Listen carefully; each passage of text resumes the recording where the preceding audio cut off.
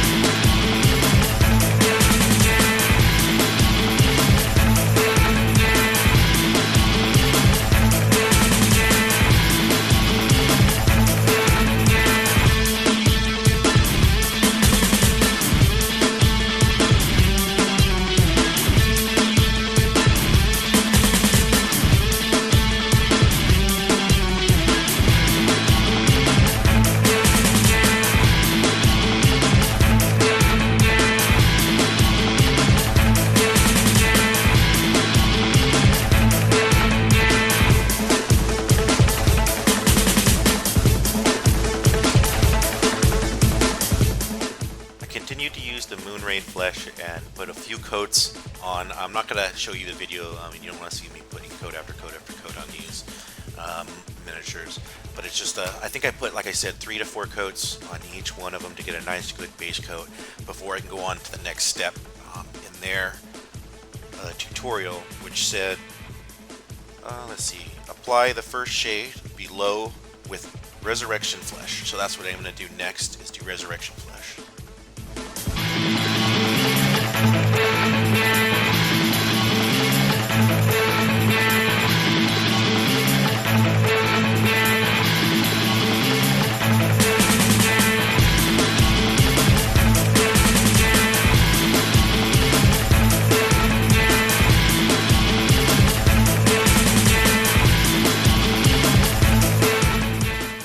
Where I made a mistake.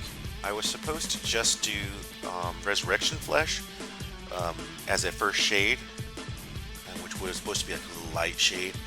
I'm not sure if why I didn't do that in the first place, but I did mix the Resurrection Flesh with Moonray Flesh and then did the shading. This is actually what they said to do in step 3, which is intensify the shade with a mixture of Resurrection Flesh and Blood Crimson. Blood Flesh Crimson. And that's what I did here. The red color is the Bloodfest Crimson, and the other one is the Resurrection Flesh, the lighter brown color. Now I'm going to go ahead and apply this to both orcs. At this point I'm just doing the orcs. I didn't want the cave troll to look the same as orcs, so I just applied these colors now to the orcs from Bloodfield Titan Forge. This is Bloodfield. I'll continue to apply this mixture to everything that is below, that the light wouldn't be hitting, in any kind of crevices that I thought hollows, like cheek hollows, underneath the lip, and underneath all the muscles, and every crevice of every muscle. Also where it touches any of the leather strapping, any of the bands that go across his chest or like the waist. I also put it across where the loincloth on both front and back are, holding the bracers on his arm. Just pretty much everywhere that needs some shading.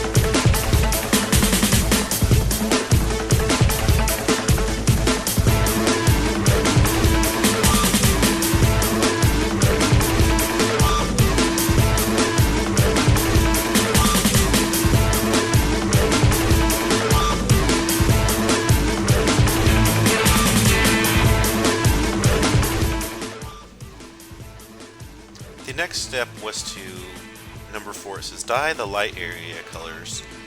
Oh, sorry. Dye the light area close to the collar with a very diluted mixture of Misfit 10 and Undead Flesh. Now these are the green colors I have up at the top. When I did this, actually, it just modeled everything. I didn't seem to understand where I was supposed to be applying this. This is where I stopped following the tutorial altogether because I felt like it was leading me somewhere I didn't want to go. Now I did like the green, but I wasn't sure why the red was there with the green. You know, it just doesn't seem right. So I decided to just kind of go on my own path and highlight these the way I normally do with anything else. So here I kind of filled back in. I'm still finishing the mixture of the Bloodfest Crimson and Resurrection Flesh in all the shaded areas, all the crevices, and underneath areas. That's also the hands, feet, arms, head, chest, legs, everything.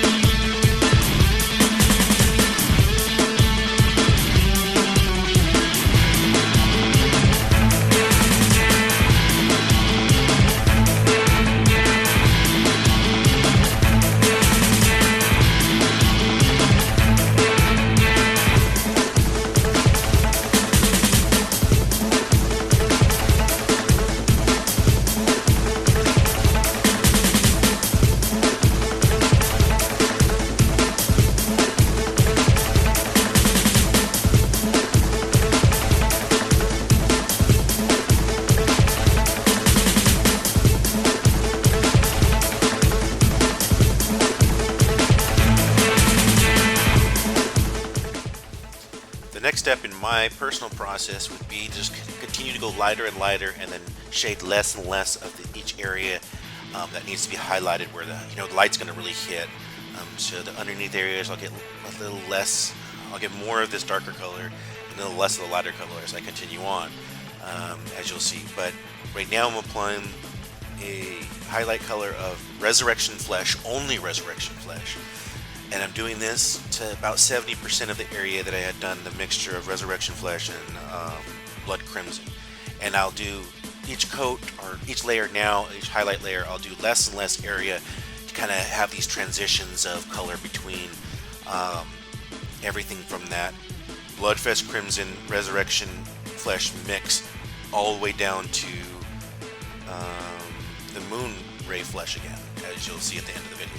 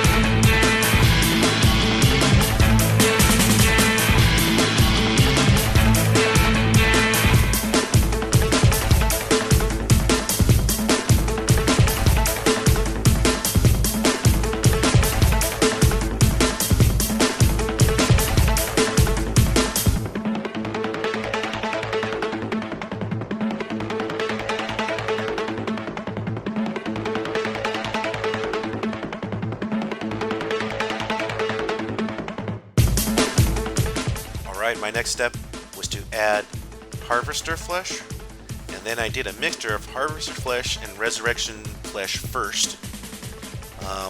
Did this transition, and then right afterwards I'm going to go into just Harvester Flesh.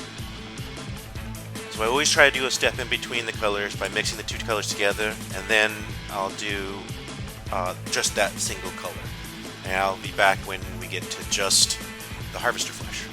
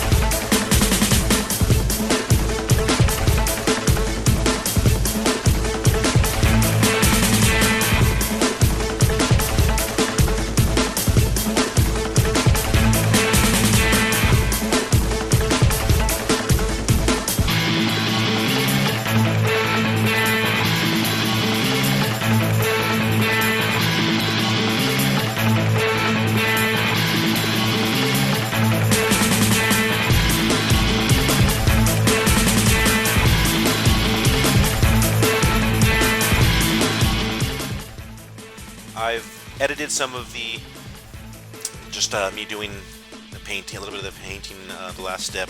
I'm going to continue to edit this just so that the video, I mean, it's already 50 minutes long. We don't want it to be much longer.